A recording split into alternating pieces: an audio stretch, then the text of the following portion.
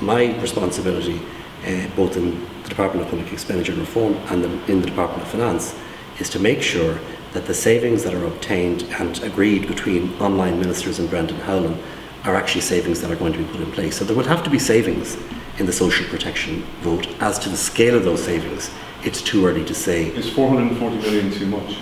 Well, 440 million has been put out there as a target figure. But you see, until you come up with the adjustment, the total adjustment for 2014, it's impossible to say what the full adjustment is going to be on the social protection vote. Clearly there will be cuts. As to the scale of those cuts, we'll have to wait and see. And really that's a matter between Joan and Brendan to work out, between him as the budgetary minister and her as the online minister in that But regard. do you think your constituents in Dublin South West in receiving child benefit could take another cut? Sure, I know the view of my constituents that they don't want to see any further cuts in child benefit. Whether that's possible or not is another matter, in a circumstance where I think it is slightly over 2 billion of the 20 billion on social protection, something like that, about 10% of the total budget is child benefit. Whether that can be achieved or not is another matter. Clearly no one wants to reduce child benefit, that's obvious. But there will be cuts and there will be adjustments.